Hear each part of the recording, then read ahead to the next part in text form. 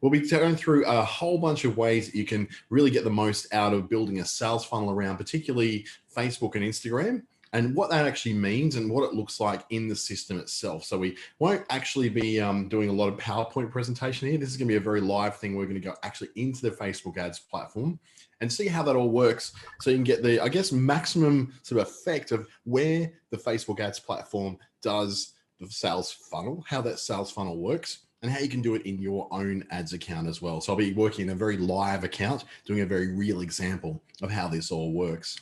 This is brought to you by the Australian Small Business Advisory Services Digital Solutions Program in conjunction with Business Station in WA, Treaty Business Consulting in the Northern Territory, the Regional Development Australia in Queensland, and of course myself from Facebook Australia. My name's Dante. I'm with the Boost with Facebook Australia program. Facebook contract me to deliver all sorts of training to business groups, not-for-profits, all that sort of thing, to help them get the most out of using the Facebook family of apps, whether it's for advertising, for posting, organic or paid growth, whatever it is they're after. They send me out to all sorts of places around Australia to do that, including online. I've got lots of certifications and partnerships. I won't bore you with all that right now. What we'll get on with though, is what we're going to cover today, which is what a sales funnel actually is, what a simple sales funnel kind of looks like.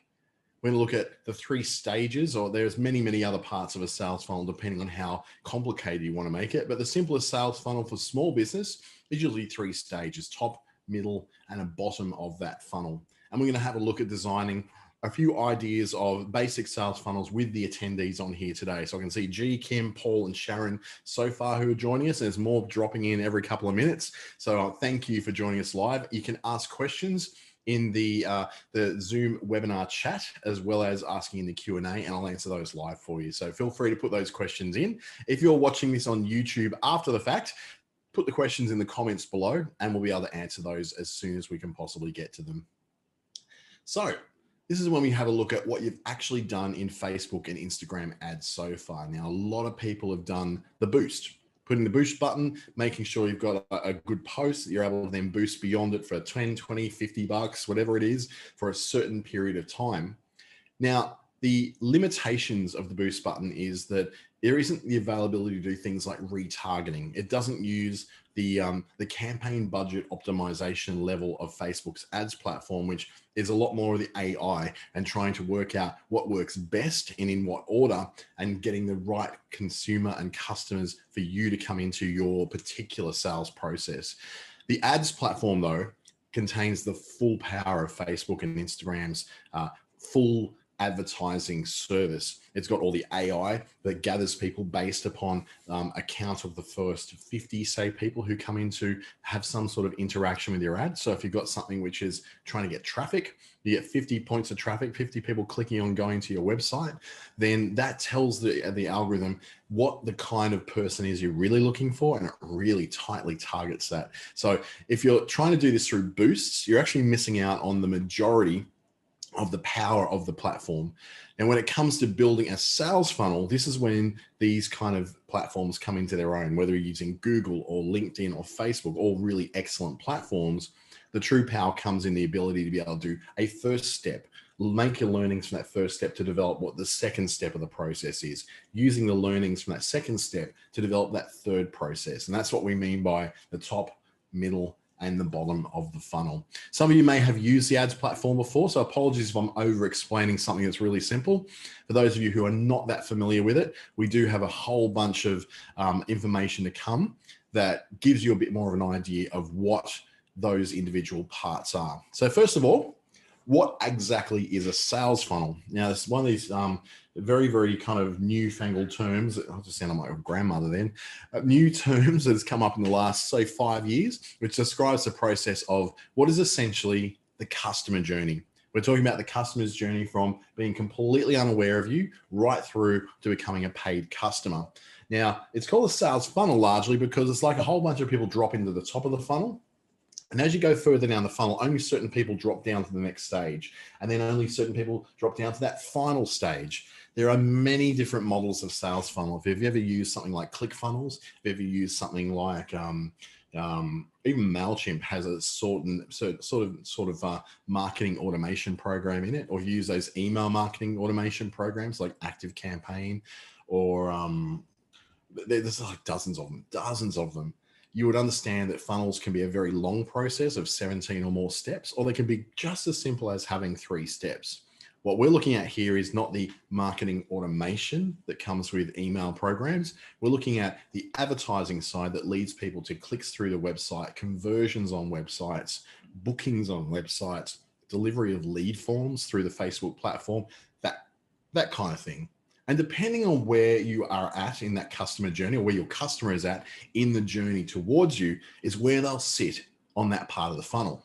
So this is the basic sales funnel turned on its side. So you imagine that would be vertical, it'd go down like that. But this one's going from left to right, starting off with the awareness stage, moving on to what we call a consideration stage, and finally the conversion stage. Now, ultimately, we'd like to be able to jump straight to conversion.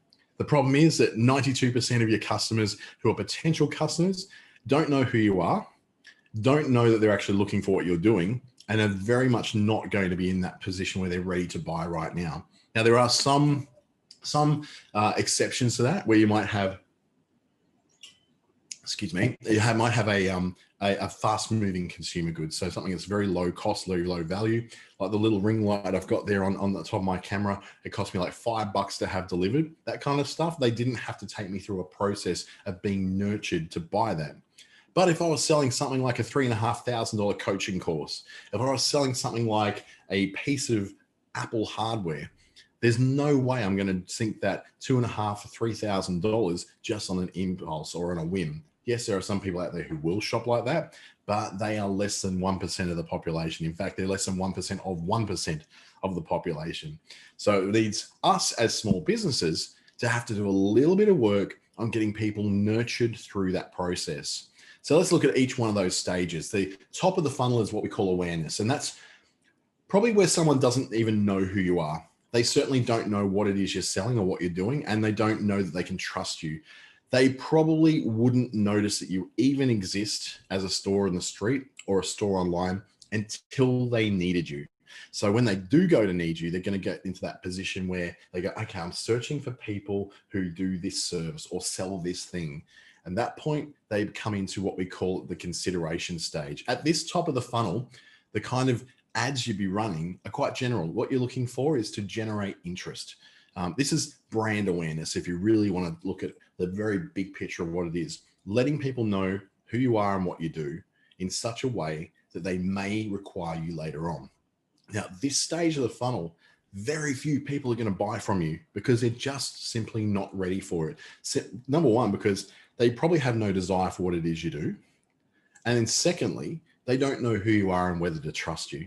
Now, yes, there are those impulse purchases that will happen. If you sell a fast moving consumer good, or you run events and you're selling ticketing for something, that doesn't need so much of the fast moving funnel.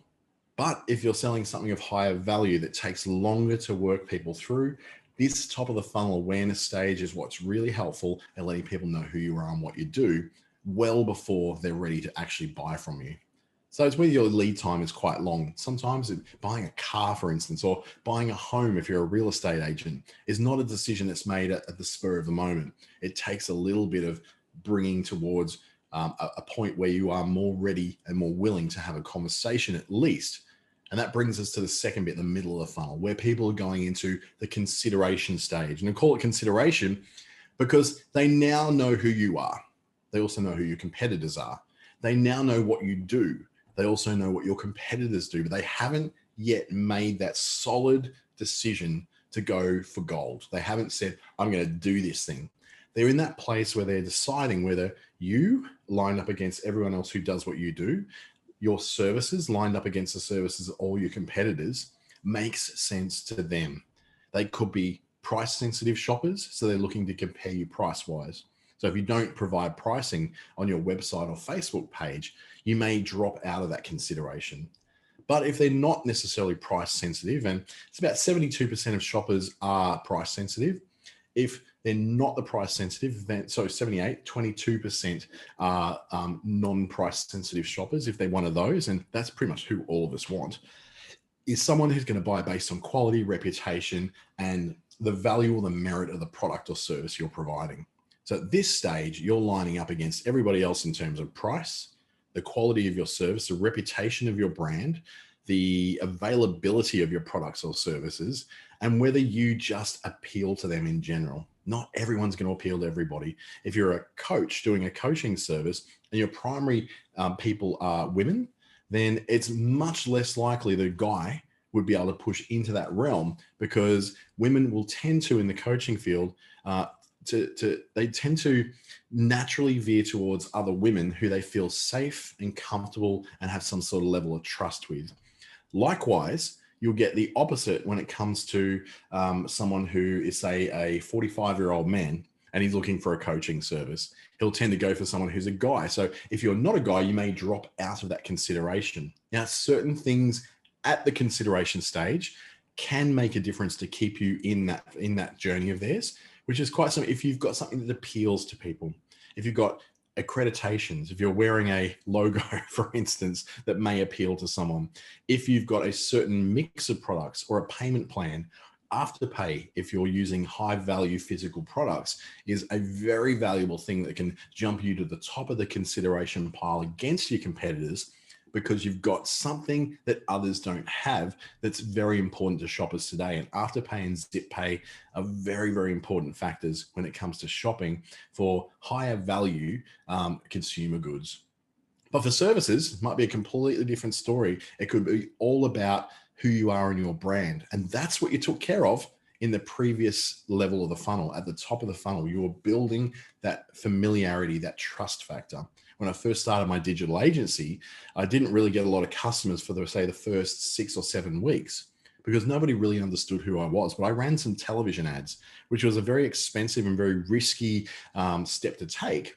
But what it did is, when I actually went to meet people in networking, when I went to meet people in one-to-one meetings, they knew who I was and what I did because they'd seen it on TV. So it was a worthwhile investment at that top of the funnel to get to the middle of the funnel, where I was being considered against my competitors. And then I moved on to what is then the bottom of the funnel. This is the pointing in that everyone wants to get to.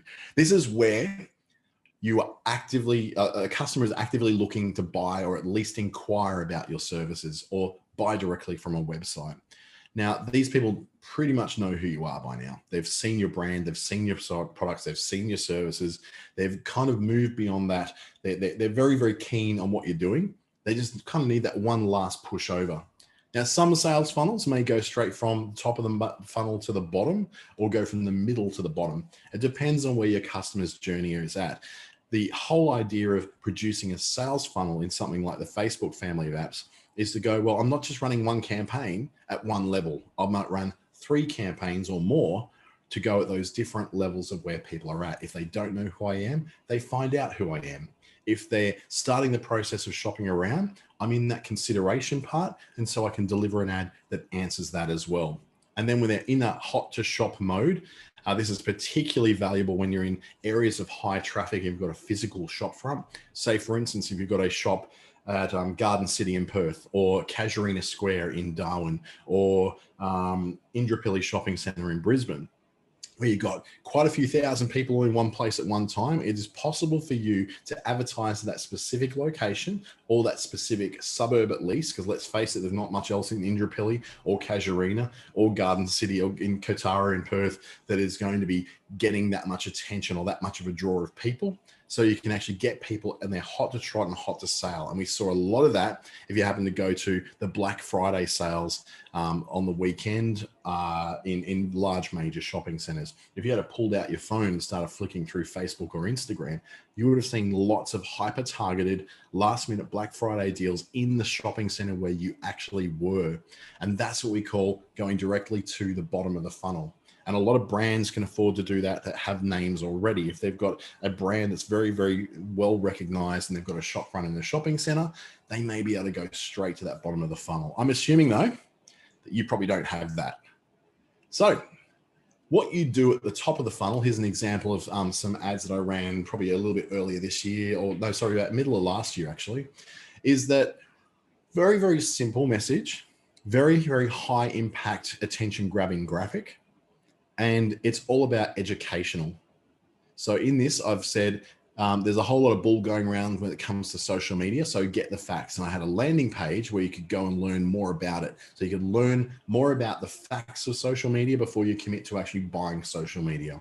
On that landing page, I did not have a direct, hey, send an inquiry now for it. Because all I was wanting to do is get the name out there so they see it enough, get that logo out there so they see that enough, and they get used to getting some level of advice from that particular entity, from that particular brand.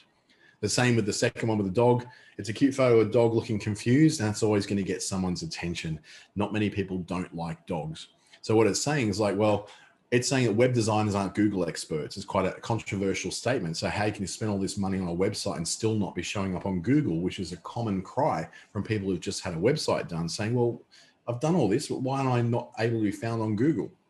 So this was another educational article which explained why web designers aren't SEO people and why you may need a separate service for this. But I wasn't necessarily saying, hey, we'll do it for you. I'm still at that level of saying, here's a few questions to ask your web designer before you start signing up for that contract.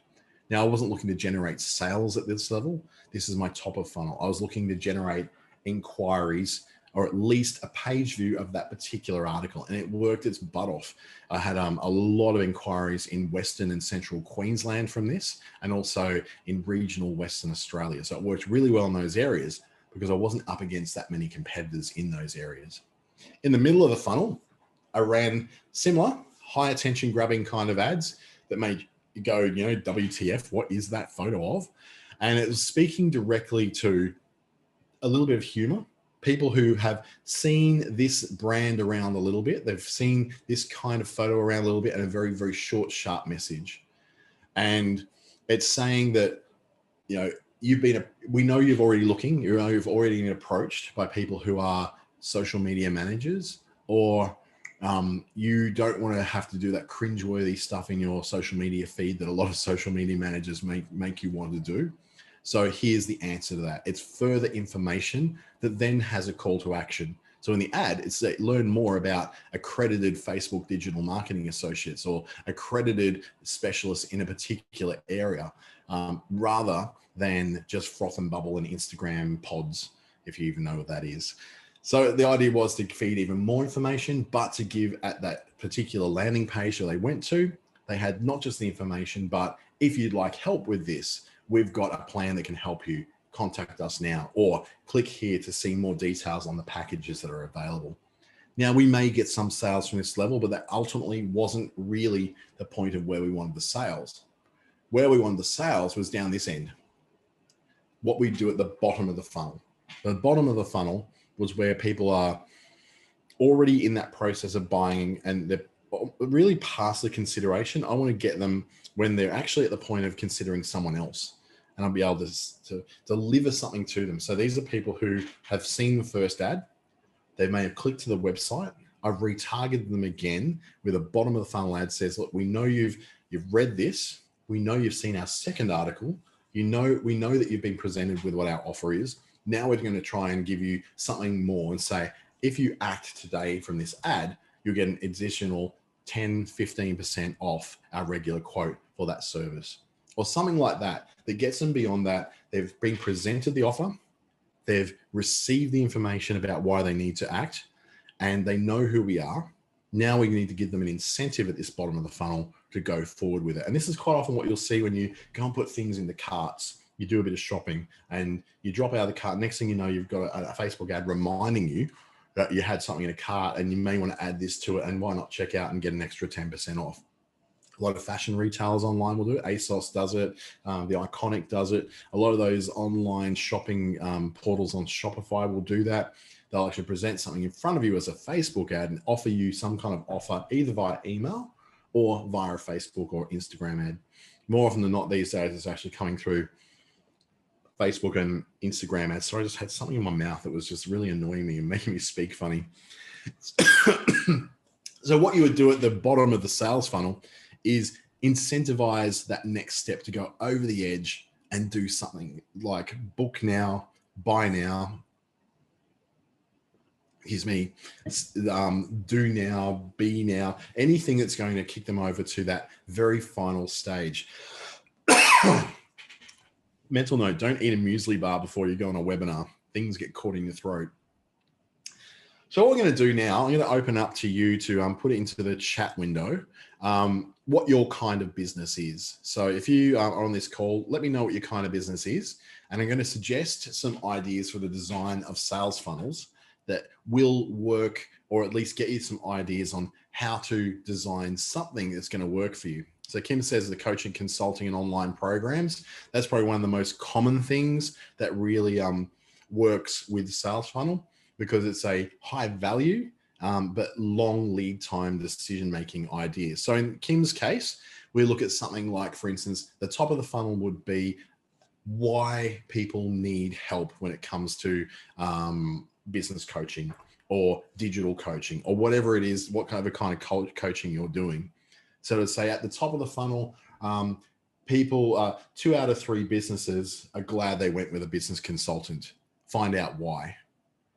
And that could be something which then leads to a website and a page where you've got a story about a case study, but less salesy than that. It's going to be very much educational. So it'll be things like, for instance, if you're a consultant in the area of business coaching and mindset mentoring, that sort of thing, you might go, okay, here is an introduction to what mindset mentoring is. Here's why your mindset and challenging your pre-existing beliefs is a great way of getting you positioned for success in a business. And it'd be an article that's very easy to read, but what we call pixels them. The Facebook pixel is installed in your website, and then it pings that to say this person had an interest. We know that they're interested. So what you're going to do is within 24 hours, deliver them a second message. Now, whether or not they've actually filled out the details on your website from that first visit, we want to make sure that they have that second message coming through to them. So what that might be is something which is, we know you're looking for the best possible advice and guidance when it comes to growing your business. So what we're doing is giving you an opportunity to have a free half-hour consultation, something like that. That might be your second step, where they can click on a thing and go, okay, go to a Calendly link or some kind of booking link on your website to be able to book your time in. Or it could even be a link to your booking through Facebook, any sort of calendar, anything like that, you can link to that. And that could be your second level. So it's very much a more direct call to action. The first one is a call to action to learn more about the ideas that you bring through. Second is going, I actually do this stuff. Check out what I do and how much it is. At the third level, where you've seen that they've not only had the fired off the pixel on your website, but they've come back a second time and fired off a pixel on a particular page of your website, you say, I will retarget those people even harder now and go, you're just one step away from success for your business.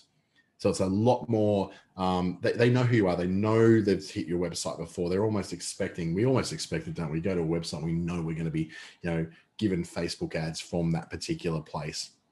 So they know they're going to get it. So then it's up to you to make a very compelling argument to say, okay, you can get your half an hour free, but what we'll also like to do is give you this free report on the top 10 things that make a big difference in business. Through that, you're able to deliver a lot more marketing messages about, do your NLP work and show why people, how to really, really lead people to the kind of decision you want them to make. So that kind of sales process is very, very, very well defined for coaching. You start off with a little bit of information and education, moving on to, I do this stuff, and here's a bit more information, to finally, I know you're interested in what we're doing. You just need this one incentive. My incentive is free half an hour and a download of an ebook. You can swap some of those things around. The ebook may be something you deliver a little earlier in the funnel, and then later in the funnel, you get them to book that free thing. Or if they've already booked that free thing, you can within 28 days, or actually within 7 days now, it used to be a 28-day attribution, now 7 days. Within 7 days of booking that half an hour with you, you can deliver a new message to them, which says, thank you for booking that half an hour. Did you know we also do online courses and programs? Here's a link to get you started with a 10% discount, something like that. KDO has got electric rideshare scooters. I use those things in Darwin, where I live, almost on a daily basis. I live in the CBD of Darwin. I go on the Neuron scooters from where I live to any sort of appointments I've got around the CBD. It's a lot of fun. So in this kind of thing, getting someone used to that idea of using it could very much be a sales funnel, which says, okay, so it starts off with, here's the benefits of getting around in summer when it's really hot and not. You deliver something like this very much beneficial about why someone would use these, or what is the benefit of using an electric rideshare scooter. So you start with something very, very general. It could be even information about how electric rideshare scooters work. Something that's just so general that have someone go, huh, that's really interesting. I did not know that. Once they've hit your website where they've got that piece of information, or even better, start off at the top of the funnel with an actual video ad. And the video ad can be a minute long and feature, that these things are amazing. They're actually helping save the environment because we're taking less Uber rides. Getting outside and getting some sunshine, which is great, for getting your vitamin A. I don't know what the benefits are, to be honest. That's part of your marketing message. But saying basically at the very beginning, informing people that this is a thing and that it's cool, providing that coolness factor. If they'd like to know more, learn more, click on the button and go to do something. Now, some people will sign up straight away, or they may download an app if you're managing it through an app like Neuron does, or like Lime, or any of those other ride share scooters and bikes kind of situations.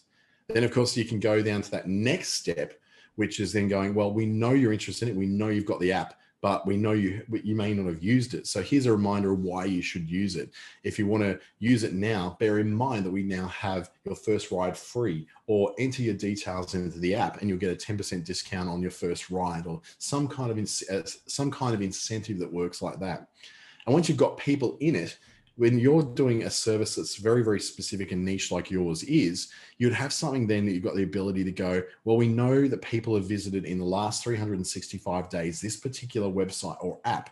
We want to hit them up and remind them that we exist, because there's a very good chance they may not know, or they've kind of slipped off the radar again. They may have been an initial novelty user and they've gone, oh, I don't really see this as an everyday part of my living. So with any time within that 365 days, you can retarget people who visited your website or your app to say, hey, we're still here, and guess what? We've just upgraded our scooters. Or here's our COVID plan for making sure our scooters are nice and clean. Here's what you can do to ensure that you keep yourself safe by carrying some wipes on you, sanitizing your hands, so every time you touch something, you're protected like that. So then you got that 3-stage as well, letting people know you exist, retargeting people who have just signed on for you to incentivize them to take that first, second, or third ride. And then finally, reaching out to people much further down the track to say, hey, we know you signed up for this a long time ago. Here's a reason why you should get back on the scooters again. So it's actually quite an easy one to design a 3-stage funnel out of. Now, I can't do everybody's stuff. I'll just pick things out as I can. A small 5-star accredited bed and breakfast is probably a really good opportunity, because you have the most beautiful opportunity to do such a visual thing in a video, particularly a video ad. I'll be starting off with a video ad at the beginning and just going, here is our property. Here's the wonderful things of it. Now, quite often hotels and resorts do get caught on this trap of taking photos of their buildings. And the buildings aren't really the part that most people see. It's going to be the beds, the bathrooms, the luxury, the unique aspects, the quaintness of the cottage, the gardens surrounds, places where they'll spend their time. Not necessarily looking at the building. They might take a selfie in front of it maybe, but realistically, they want to know that that bed is bloody comfortable. That bathroom is luxurious. The products you're putting in there are gorgeous as well. So you can do that by creating a video that highlights all those wonderful aspects of it and having a very, very clear message. If your message is tied up in, oh, we're just 2.5 hours from this, or we're just down the road from there, and you're constantly comparing what you're close to rather than what your actual property's values are all of its own. So it's like, our breakfasts are beautiful and organic and locally sourced. Those kind of things are really important to get across. Now, once someone has expressed an interest by watching at least 15 seconds of the video, you would want to retarget those people and say, okay, we know you're interested. Great. did you know that we have off-season specials from this much between this date and this date? People don't visit us in June because that's not the peak season in our particular part of the world, but it's the peak season elsewhere. So if you visit us in June, you'll have a free breakfast included every day with your stay with us, which gives people an extra incentive. Now, you've got the same issue there as the rideshare scooters guys, because you can then also start to build a longer term remarketing strategy. And that would say that, okay, you've been interested, you've gone and checked out our stuff, you may or may not have booked, but within that 365-day realm, you can say, well, there's a good chance you might want to go on another break. Everyone likes to have a weekend away. So you can retarget people who have booked with you or have added to cart, or have just even visited your website at all, and say, I want to retarget those people within a certain amount of time. And you can go up to 365 days, but I would say probably half a year, 6 months is probably a really good one, because it'd be nice if you can get some repeat people in there every quarter or every 6 months in at least. Every year is probably realistic, but every 6 months is pretty realistic too, if they've really developed a love for what it is you do and where you are.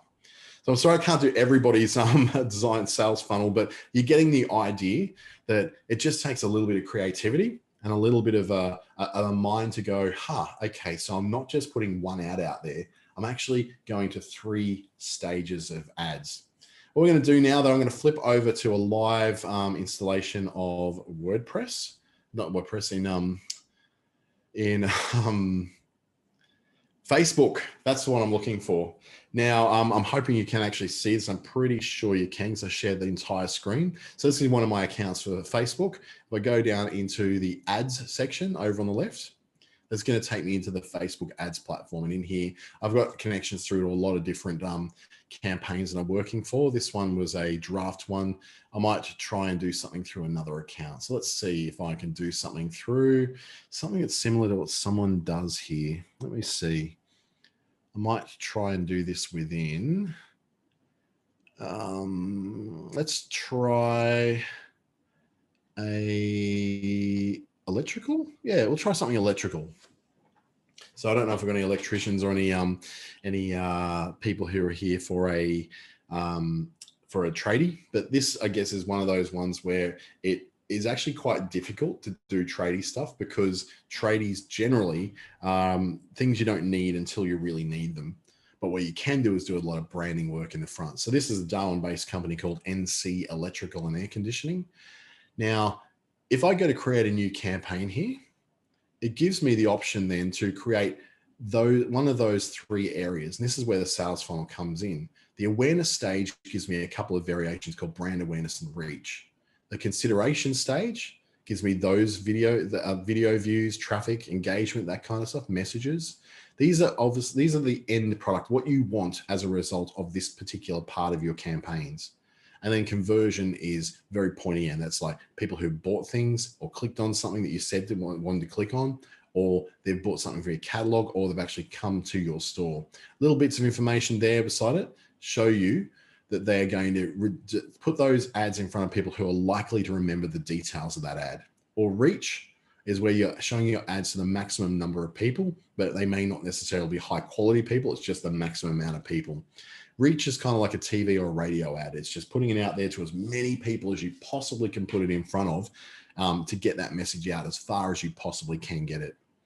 In consideration for traffic is getting people through to something like your website, your app, an event, or a messenger conversation, although messages down here is actually a lot more likely for people who are very much engaged messenger people. They are very likely to click on the send message button. Lead generation produces a little lead generation form that's within Facebook. So it doesn't go to your website. It can connect up to your customer relationship management system though. One of my favorite though is video views. This is for people who are very likely to watch videos. The beauty of video views is that it allows you to be able to retarget people based upon how much of the video they watched or whether they watched it even at all. So it's a very valuable one for getting people from this stage to a buying stage, because you can very easily retarget video views. You can't really retarget people who are reached or who have a brand awareness of your brand. You can retarget people who have visited your website in a traffic ad. You can retarget people who have engaged with your posts or with your ad through likes, shares, reacts, and comments. And you can also retarget people who've installed an app. But my prime one is video views. If you can produce a nice attention-grabbing video, that's really easy to be able to retarget people who've done something with that video. So for the sake of this particular experiment, I'm going to start off with someone who's I just want to reach as many people as I possibly can. And the reason why I want to reach them like this is because I want to get the brand out there. I want people to recognize what it is so that when they come back and get that second level of ad, they will recognize who we are. And I've kind of cut through that breaking of the ice with them. I'm not a great mystery to them. I make sense to them. An example would be, for instance, I've been part of a sales funnel for a microphone company who sells little lapel microphones for about 6 months now. And they're just relentless. They're constantly delivering me retargeted ads to get me to buy that microphone. Now with their Black Friday sales, they've just actually reduced that down quite a lot, although $135 US is far from the $99 Australian that they were quoting, because they didn't manage to quote in the fact that there's a considerable cost to shipping. So, but that's an example of, they reached me with a reach ad because they went, okay, let's just reach everybody who's got an interest in something like being a content creator or being a audio producer, which are things that I do on the side. They reached me through that. They then retargeted me once I hit their website through a traffic ad. And they said, okay, now we know you've been on our website. We know that you're definitely interested in what we do. We're going to retarget you again in the hope that you will convert. Now, there's 6 months of funnel this afternoon, once I get off this call, will result on me actually making that sale. They are the perfect example of a funnel that actually worked with me. They actually reached out with a reach ad. I eventually then went to click because they saw that I clicked on a link to see more about this product. That triggered a pixel on Facebook, which then triggered another sales funnel that said, okay, you've been to our site, you've watched this video, we know you're engaged, we know you're interested. We're just going to keep sending through things until we get our result, which today, 6 months later, will be the conversion, because they've got a Black Friday sale on at the moment, which reduces the cost of that to about 30% off, which is worth me taking a look at. So for the reach ad, we're just going to click continue. And this is where we're going to create this new campaign based on a whole bunch of these ideas. So we're going to call this campaign initial reach and recognition. You might call it something else. In there, you can leave the auction and the campaign, all that stuff, just leave it as it is. We're not doing an A/B test at this stage. That's quite advanced stuff that you don't really need to know right now.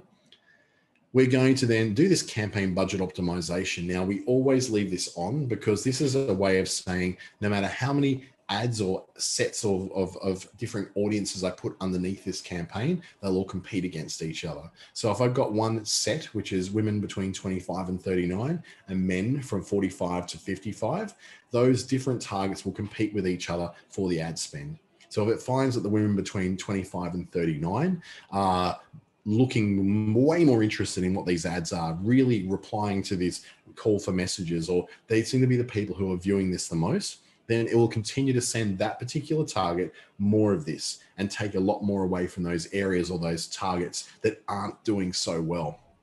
So now we come down past this, we want to give either a daily budget of $25 a day. You can do $10 a day, $5 a day, whatever you like.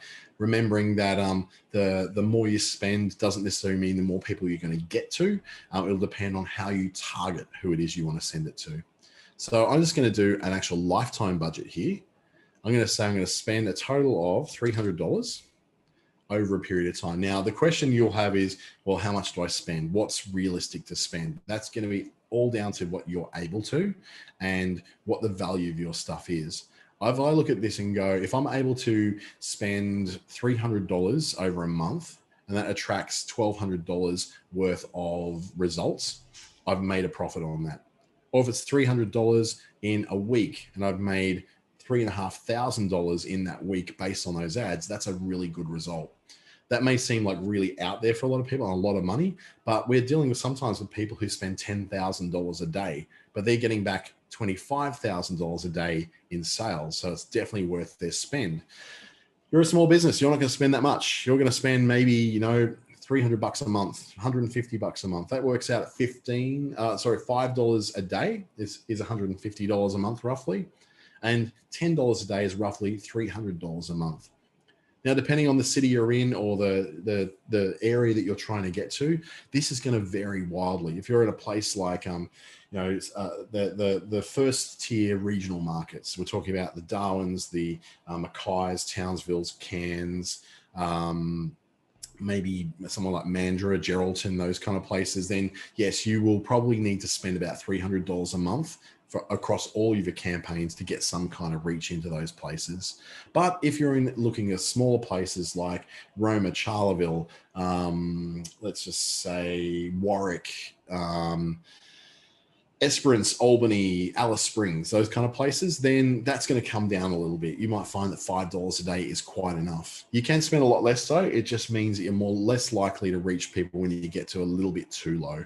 So if I want to spend a lifetime budget, I'm going to spend it over a month at $300. I'm not setting what that lifetime is here yet. That's going to be in my ad set.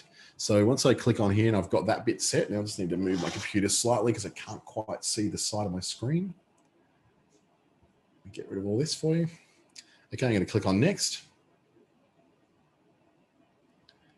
And then now I'm going to create what is my target. So this is who I want to target my ads to. So I'm going to call this one women 25 to 39. And it's also going to be where those people are. So in this case, I'm going to go with something which matches where this particular customer is in Darwin. So I'm going to go women. I'm going to then also set this schedule. So this schedule is saying that I want to go from today, which is the 30th, through to the end of December. That sounds about right. So it's immediately picked out that's going to do this. Now, this specific time here is based on the US Pacific time, which is one silly thing that they do in Facebook. I'm not interested in California time. I'm interested in my time zone. But if you can just convert that back and make it, the equivalent of what yours is, and just typing in the Google something like 1738. So 1738 Pacific time to ACST, which is my time zone. And it's telling me that makes it 11:08 a.m., which is around just about 4 minutes ago in Australian Standard Time. So you can know that that's it. So if you then go, well, I want it to end, say 3 p.m. and in ACST time. So ACST 3 p.m. in Pacific time. You do a conversion with that. So you'd end it at 9:30 p.m. Pacific time to get that same one. That's just how you convert that. Google will do it for you. So we've got that done. Well, I'm happy with that. I'm going to set that out a bit further and say, 55 to give myself a bit of time to actually complete all this. I'm going to create my audience now, begin with to go, okay, just people in Darwin, because he only serves people in Darwin. Very local business. Now, this is the very basic stuff. So I'm going to take him out to about 80 kilometers. For you, that might appear as 25 miles to 50 miles. That's the equivalent of 40 kilometers to 80 kilometers. Might go, okay, a lot of that is ocean, doesn't really matter. He's not going to go out as far as Adelaide River. I know this region quite well. But remembering that I wanted to call this women 25 to 39, so I'll just quickly change this. 25 to 39. Now, this could be any area. You can create multiples of these different targets. It's just a way of you measuring, I guess, much easily which area works the best and which doesn't. Then I'm going to say that, oh, sorry, I need to change it to women. I can then add interests in there. Now, some of those interests I might add in there is that they're parents. Generally, parents are much more likely to use tradies because they may own their homes. So I can go, okay, all parents, or I can look at parents of particular aged kids. So I'll just go all, and then that gives me on the right the kind of people I'm looking for. So women between 25 and 39 within 80 kilometers of Darwin who are parents is down to 5,800 people. That's a pretty tight target. That's nice and defined. So down here now, I'm going to go, okay, where am I going to put my ads? Am I going to put them wherever Facebook wants to put them, or I can select manual placements? I'm going to go automatic placements for now, and then go the next step, which is making my ad.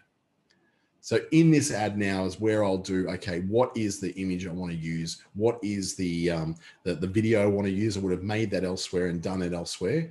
I'm not necessarily in that position where I'm saying, okay, I want to get a result out of this. So in this one, I might just say awareness ad.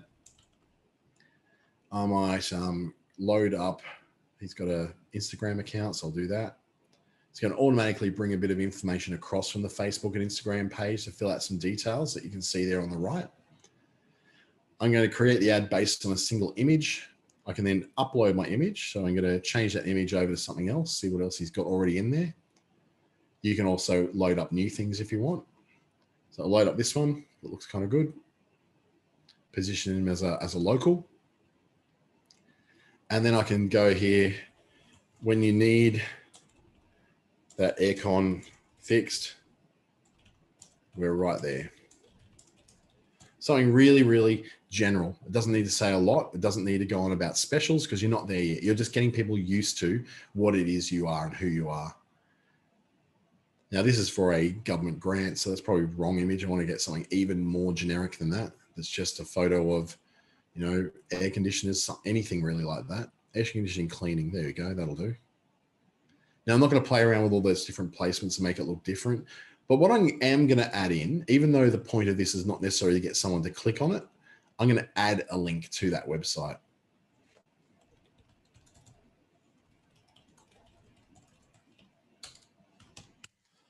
So then we've got a button that can appear over here, a call to action button, even though that's not necessarily where I want to go. Sorry, down here, wrong spot. My headline down the bottom can be something like local Sparkies when you need them. And then I can select my call to action button. In this case, it's just going to be learn more because I'm not looking for a sale necessarily. I'm not even looking for necessarily people to click on that. I just want to recognize it, the look and feel of what we do. So it's in the back of their mind each time, each week as they go by. We're not looking necessarily to get that click, but if they get a click, that's great too. So I can then save that particular ad that I've just done. Going, yep, I'm pretty happy with this one. So I just got my stupid Mac is doing the wrong thing here. There we go. Okay, publish. Now I don't actually want this one to go live because that's, you know, I don't want him to suddenly be paying for ads. But what I can do now is do a second level of that. Is for the few people who actually have gone and clicked on that, I'm going to create the next level. So let me get out of here. That's now in draft. I can go now my second level, which is another campaign. And what this is going to be is reaching other people who've already done stuff. So this one's not going to be initial reach and recognition. I'm going to call this retargeting. And retargeting is the process of finding, create new, sorry. I'm looking now to generate real traffic or perhaps messages for people to make inquiries. I like the idea of messages in this case. So I'm going to call this messages, continue. But I'm going to base this one on people who visited the website. So those few people who did go through a website who are already interested, I want to get those people. So how do I do that? Well, my new campaign is going to be called Retargeted Web Visitors. Now this all assumes that you've got the Facebook pixel installed on your website. That's a bit of another story, but it's something which you can actually do as part of this. Give this daily budget of no more than $5 a day if it finds them. It may not find that full $5. It may only spend 50 cents. So once I'm happy with that, I'm going to now, instead of setting up preferences such as people who live in this area or do that thing, I'm going to look for people who visited the website. So I'm going to call this website visitors as my ad set. The typing is a little bit scratchy today. I want them to go through to my messenger. And what I'm doing down here, yes, I'm going to set this schedule out to the end of December. Oh, sorry, the start date will be, say, the 15th, because I want to give them a couple of weeks to get used to us. Had a set end date of maybe the 15th of January. What I'm going to do now is create a new audience, a custom audience. So we've got some audiences in there. I want to create a new one, create new custom audience. And this is where I can select sources of where that audience can be. It can be people who visited my website. It can be people who've been on my app, people who specifically have been part of my email list. So I can load up my email list and it can then go, oh yes, we know that person. Or you say, I want to create a lookalike audience based upon the people who've already shopped with me, which is an extra advanced way of going. And that might be another one for another time. You get people who have viewed a certain percentage of a specific video that you've either posted or used as an ad, people who visited your Instagram account, RSVP'd for events, visited your Facebook page, any of those kind of things, or filled in a lead form. In our case, we want to retarget people who visited our website. So in here, it's saying, I'm looking for people who have visited my website in the past 30 days. If I want to tighten that down a bit more, the last 15 days, so that I know that it's people who are very recent. And I can call that then the last 15 days visitors. So I can always use this audience again later. It goes red. It's going to spend about half an hour or so working out who that audience is. Now, based on that audience, you can continue to now create an ad based on it, or you can create what's called a lookalike audience. It's like, okay, here's a profile of the people who have visited our website. Now go find me more people just like them. Now that's not really what we're trying to do. We just want to create an ad based on those who have actually visited. So now we've got that audience ready to go. We can create an ad based on that audience. That would be, say, level 2. We got their attention in here. We've now done a messages or traffic or lead generation ad, which we're retargeting to people who have visited our website. Then our final step could be, because I know I'm very aware we're running out of time now, that the final step would then be, okay, they know who we are. They've clicked on our website. We've retargeted them with a second ad, which generated another visit to the website to a very specific page, which is like a landing page to get them involved in the thing that we want them to do. And they've visited that, but they haven't necessarily converted from that. So we want to then have something else that retargets those very specific people. It may be one of them a week, but we want to retarget that very specific person with an ad that's going to lead them to the next step, which is that sale. So again, we started off by making them aware of who we were in the awareness area.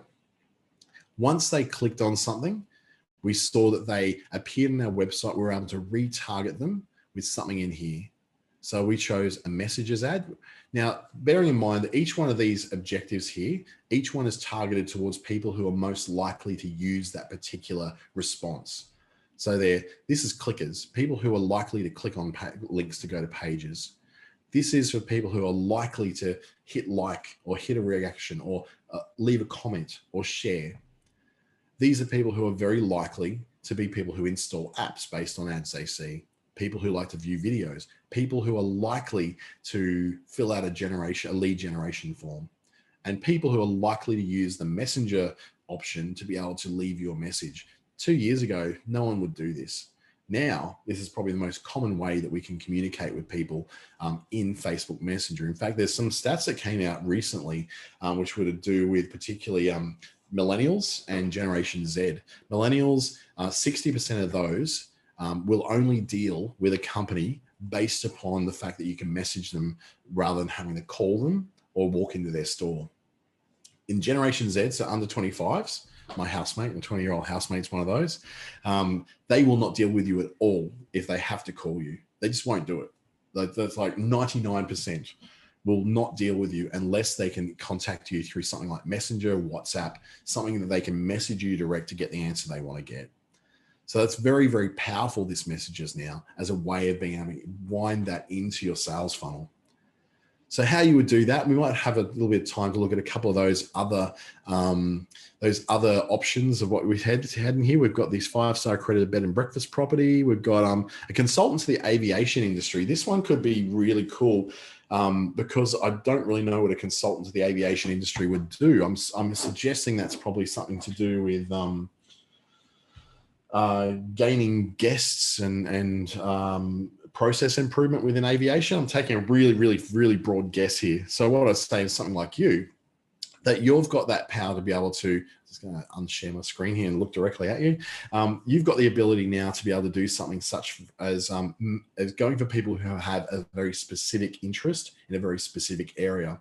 You probably also have previous customers or previous clients you've dealt with that may form part of an email list. That might help you to more successfully target people. For instance, if you've got 100 or more email addresses for people in your industry or people you've dealt with before or people who are previous customers or clients, you can load that up as part of that creating a custom audience that we just had a look at, and you'll be able to target them and people like them with a lookalike audience. That might be the most successful way to you to do it. Your whole sales funnel may not be a Facebook sales funnel. In fact, if it's something so specific like aviation, your sales funnel may actually do better in something like LinkedIn, where people are a lot more sharing of what it is they do, the industry they're in, and it's very, very niche. Facebook needs a lot of numbers. It needs a lot of critical mass.